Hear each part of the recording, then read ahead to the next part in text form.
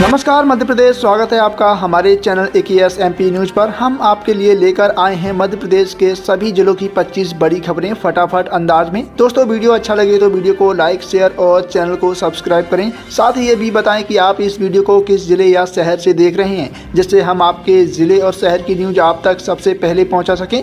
चलिए दोस्तों, बिना देरी किए सीधे रुख करते हैं आज की बड़ी सुर्खियों पर। लाडली बहनाओं को गौ पालने के लिए विशेष आर्थिक मदद। मुख्यमंत्री लाडली बहना योजना के विस्तार के रूप में अब महिलाओं को गौ पालन से जोड़ा जा रहा है। सरकार उन महिलाओं को सब्सिडी और बिना ब्याज का लोन देगी जो गौ पालन का जरिए दुग्ध उत्पादन शुरू करना चाहती हैं। इसका उद्देश्य ग्रामीण महिलाओं को आत्मनिर्भर बनाकर उनकी मासिक आय में वृद्धि करना है। साथ ही चर्चा है कि जल्द ही लाडली बहना योजना की मासिक राशि को बढ़ाकर 3,000 रुपये किया जा सकता है। बिजली बिलों पर ब्याज की माफ़ी। मध्य प्रदेश सरकार ने घरेलू बिजली उपभोक्ताओं के लिए वन टाइम सेटलमेंट योजना की घोषणा की। इसके तहत लंबे समय से बकाया बिजली बिलों पर लगने वाले भारी ब्याज की पूरी तरह माफ़ कर दिया जाएगा। उपभोक्ता को केवल मूल राशि का भुगतान करना होगा। जो उपभोक्ता समय पर बिल भर रहे हैं उन्हें भविष्य के बिलों में विशेष छूट देने का प्रस्ताव भी तैयार किया जा रहा है। ऊर्जा विभाग का मानना है कि इस योजना से जहां एक तरफ सरकार का स्वराज बढ़ेगा, वहीं दूसरी ओर आम जनता को पुराने कर्जों से मुक्ति मिलेगी। MP में मौसम का बदलाव, बारिश और ठंड का अलर्ट। मध्य प्रदेश में पश्चिमी हवा चलने के कारण मौसम का मिजाज बिगड़ गया है। मौसम विभाग ने ग्वालियर, चंबल और मालवांचल के कई जिलों में हल्की बारिश की और संभावना जताई है। राजधानी भोपाल सहित इंदौर में भी बादल छाए हुए हैं। बारिश के बाद तापमान में गिरावट आएगी, जिससे कड़ाके की ठंड का एक और दौर शुरू होगा। किसानों को सलाह दी गई है कि वे कटी हुई फसलों को सुरक्षित स्थानों पर रखें। घने कोहरे के कारण यातायात प्रभावित होने की भी आशंका जताई गई है। मध्य प्रदेश सरकार सड़क दुर्घटना पीड़ित के लिए कैशलेस इलाज योजना शुरू करने जा रही है। मध्य प्रदेश सरकार ने कैशलेस योजना के लिए इसके तहत दुर्घटना में घायल लोगों को 1.5 लाख रुपए तक का मुफ्त इलाज मिलेगा। यह योजना 1600 से अधिक अस्पताल में लागू होगी और प्रधानमंत्री नरेंद्र मोदी द्वारा लॉन्च की गई। प्रदेश में सड़क सुरक्षा और दुर्घटना रोकथाम में कदम भी तेज किए जा रहे हैं। मध्य प्रदेश स्वच्छता के साथ अब ग्रीन सिटी में भी अव्वल। लगातार 7 बार सबसे स्वच्छ शहर रहने के बाद इंदौर ने अब ग्रीन और स्मार्ट सिटी की रैंकिंग में भी देश में पहला स्थान प्राप्त किया है। केंद्र सरकार ने सौर ऊर्जा में सफल उपयोग और कचरे से बायो CNG बनाने के इंदौर मॉडल की सराहना की। शहर में इलेक्ट्रिक वाहनों के लिए चार्जिंग स्टेशनों का जाल भी बिछाया जा रहा है और वायु गुणवत्ता में सुधार के लिए व्यापक पौधारोपण अभियान चलाया जा रहा है। गणतंत्र दिवस पर शहर को इस उपलब्धि के लिए विशेष राष्ट्रीय पुरस्कार से सम्मानित करने की घोषणा की गई है। सरकारी अस्पतालों में मुफ्त MRI और CT स्कैन। मध्य प्रदेश सरकार ने स्वास्थ्य क्षेत्र में बड़ा कदम उठाते हुए प्रदेश में सभी मेडिकल कॉलेज और जिला अस्पताल में MRI और CT स्कैन की सुविधा मुफ्त कर दी है। पहले इन जांचों के लिए मरीजों को निजी केंद्रों पर भारी रकम चुकानी पड़ती थी। सरकार ने सार्वजनिक निजी भागीदार PPP मॉडल के तहत नई मशीनें स्थापित की हैं। इससे न केवल गरीब मरीजों का आर्थिक बोझ कम होगा, बल्कि समय पर सटीक इलाज मिलने से मृत्यु दर में भी कमी आएगी। MP बोर्ड परीक्षा में AI तकनीक का पहरा। मध्य प्रदेश शिक्षा मंडल ने 10वीं और 12वीं की बोर्ड परीक्षा को पारदर्शी बनाने के लिए आर्टिफिशियल इंटेलिजेंस AI कैमरे का उपयोग करने का निर्णय लिया। ये कैमरे संवेदनशील केंद्रों पर हर छात्र की गतिविधि पर नज़र रखेगी और नकल का प्रयास करते हुए कंट्रोल रूम को अलर्ट भेज देगी। बोर्ड ने एडमिट कार्ड भी जारी कर दिए हैं, जिनसे सुरक्षा के लिए विशेष QR कोड दिया गया है। शिक्षा मंत्री ने कहा है कि तकनीक के उपयोग में मेधावी छात्रों को भविष्य सुरक्षित होगा और परीक्षा केंद्र पर उन्हें होने वाली गड़बड़ी पर पूरी तरह रोक लगेगी। MP का जबलपुर बना महाकौशल का नया IT हब। जबलपुर में नवनिर्मित IT पार्क अब पूरी तरह तैयार है, जिससे महाकौशल क्षेत्र के हजारों सॉफ्टवेयर इंजीनियरों को अपने घर के आसपास ही रोजगार मिलेगा। कई बड़ी टेक कंपनी ने यहां अपने संचालन के लिए सरकार के साथ अनुबंधन किया है। इस पार्क में विश्व स्तरीय इंफ्रास्ट्रक्चर, हाई स्पीड इंटरनेट और स्टार्टअप के लिए विशेष इन्क्यूबेशन सेंटर बनाए गए हैं। सरकार का लक्ष्य है कि इंदौर के बाद अब जबलपुर को प्रदेश का दूसरा सबसे बड़ा आईटी डेस्टिनेशन बनाया जाए। इससे क्षेत्र के आर्थिक विकास और रियल एस्टेट सेक्टर को भी काफ़ी मजबूती मिलेगी। भगवान राम के वनवास मार्ग को विकसित करने वाली राम वन गमन पथ परियोजना पर काम तेज कर दिया गया है। चित्रकूट ने अमरकंटक तक बनने वाले इस मार्ग में शामिल हुई धार्मिक और ऐतिहासिक स्थलों का सौंदर्यीकरण किया जा रहा है।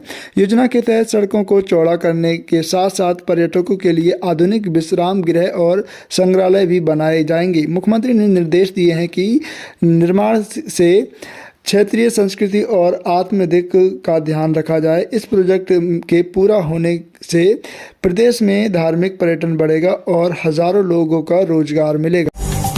मोहन यादव ने उज्जैन में दी विकास की सौगात। मुख्यमंत्री मोहन यादव ने अपने गृह नगर उज्जैन में तिरंगा फहराया और करोड़ों के विकास कार्य का लोकार्पण किया। उन्होंने सिंगथ 2028 के तैयारी का जायजा लेते हुए सिरप्रा शुद्धिकरण और घाटों के विस्तार को प्राथमिकता दी।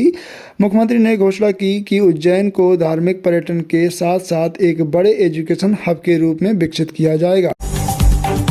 ओरछा में नमस्ते ओरछा महोत्सव की धूम। ऐतिहासिक नागरिक ओरछा में आयोजित होने वाले नमस्ते ओरछा महोत्सव की तैयारी जोरों पर है।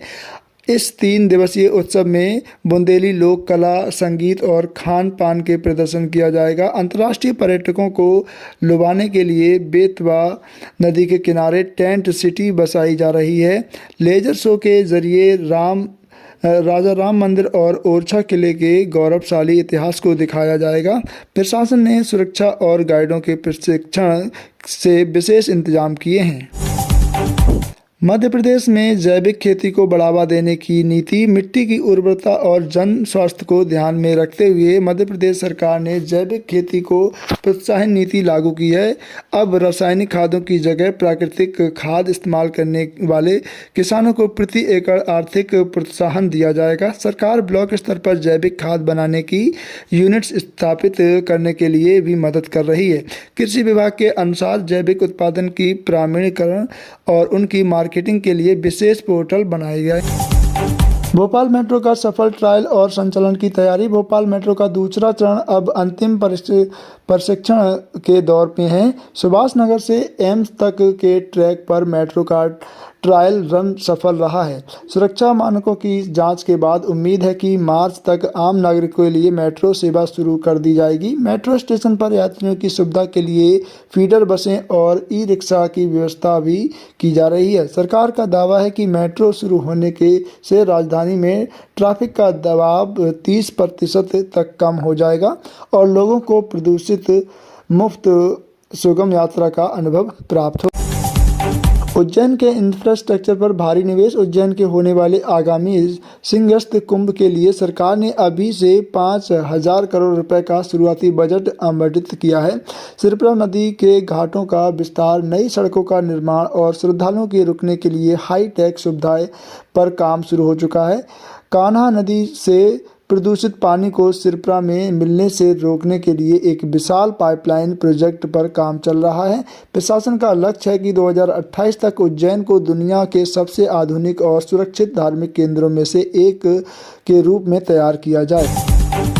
मध्य प्रदेश में ड्रोन स्कूल का विस्तार। ग्वालियर के बाद अब इंदौर और भोपाल में सरकारी ड्रोन स्कूल खोलने की तैयारी। यहां युवाओं को ड्रोन उड़ाने, उनकी मरम्मत करने, डेटा एनालाइज और ट्रेनिंग दी जा रही है। खेती में कीटनाशक छिड़काव, सर्वे और सुरक्षा जैसे कार्यों में ड्रोन की बढ़ती मांग को देखते हुए यह कदम उठाया गया है। ट्रेनिंग पूरी करने वाले छात्रों को सरकार स्टार्टअप शुरू करने के लिए लोन भी देगी। इस पहल से तकनीकी शिक्षा को नया आयाम मिलेगा और प्रदेश में युवाओं के लिए हाई टेक नौकरी भी मिल सकती हैं।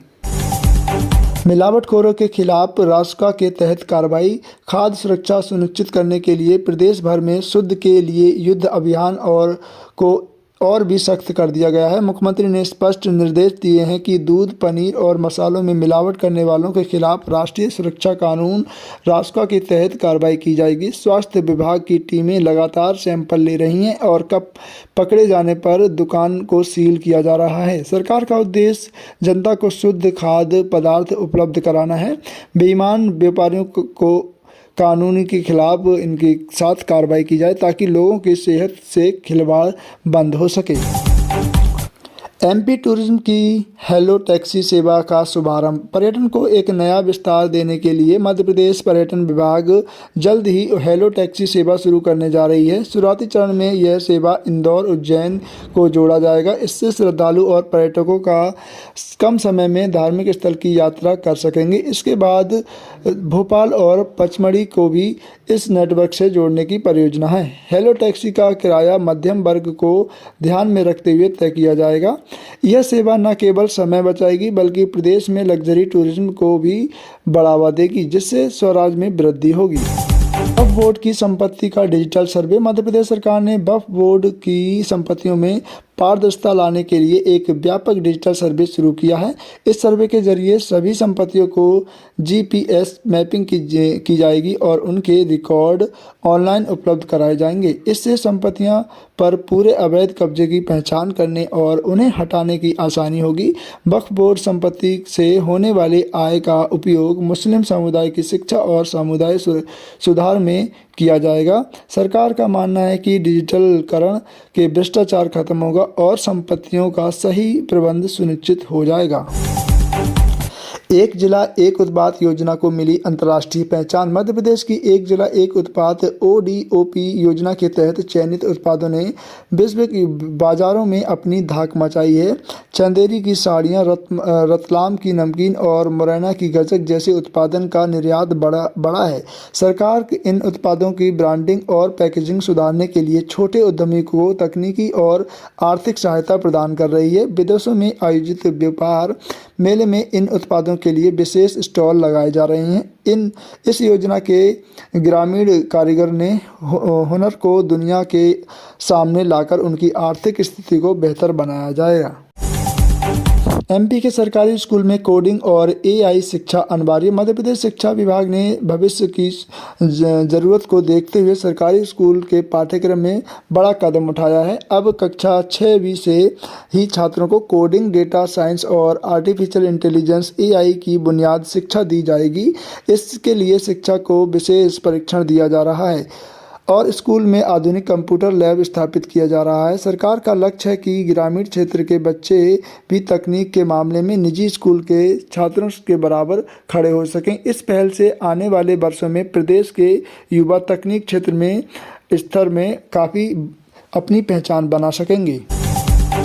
भोपाल में बन रहा देश का सबसे आधुनिक क्रिकेट स्टेडियम। राजधानी भोपाल के बरखेड़ा नाथू इलाके में अंतर्राष्ट्रीय स्तर के क्रिकेट स्टेडियम का निर्माण कार्य अंतिम चरण पर है। इस स्टेडियम की दर्शक क्षमता लगभग 50,000 होगी। इसे आधुनिक सुविधाओं से लैस किया जा रहा है। यह अंतर्राष्ट्रीय मैचों के साथ साथ IPL के मुकाबले भी आयोजित किए जा सकेंगे। मध्य प्रदेश क्रिकेट एसोसिएशन और सरकार का लक्ष्य इसे जून 2026 तक पूरी तरह पूरा करना है। यह स्टेडियम न केवल खेल प्रेमियों के लिए सौगात होगा बल्कि भोपाल को एक स्पोर्ट हब के रूप में भी पहचान दिलाएगा। सेफ सिटी प्रोजेक्ट के तहत महिला सुरक्षा के कड़े इंतजाम। मध्य प्रदेश के प्रमुख शहरों में महिलाओं को सुरक्षा के लिए सेफ सिटी प्रोजेक्ट का विस्तार किया गया है। इसके तहत बस स्टैंड, रेलवे स्टेशन और प्रमुख बाजारों में स्मार्ट पोल लगाए गए हैं जिसमें एक पैनिक बटन और हाई डेफिनेशन CCTV कैमरे लगे हैं। आपात स्थिति में बटन दबाते ही पुलिस कंट्रोल रूम को अलर्ट जाएगा और नज़दीकी PCR वैन तुरंत मौके पर पहुंचेगी। साथ ही सार्वजनिक परिवहन की बसें भी GPS अनिवार्य कर दिया गया है। सरकार का उद्देश्य है तकनीक के माध्यम से महिलाओं में सुरक्षा का भाव पैदा करना और अपराधी को प्रभावी लगाम लगाना।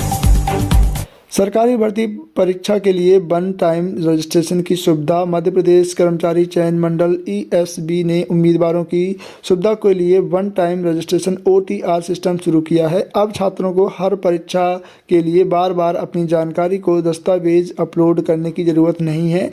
अब सिर्फ एक बार रजिस्ट्रेशन करने के बाद वे एक ही प्रोफाइल में विभिन्न भर्तियों के लिए आवेदन कर सकेंगे। इससे साथ ही अगले 6 महीने में विभिन्न विभागों में 50,000 रिक्त पदों पर भर्ती निकलने की भी आशंका जताई जा रही है। तो ये थी आज की 25 बड़ी खबरें। दोस्तों आज की इस वीडियो में इतना ही है। वीडियो अच्छा लगे तो वीडियो को लाइक शेयर और चैनल को सब्सक्राइब करें। साथ ही ये बताएं कि आप इस वीडियो को किस जिले शहर से देख रहे हैं। तो आज की इस वीडियो में इतना ही, मिलते हैं नेक्स्ट इंटरेस्टिंग वीडियो के साथ।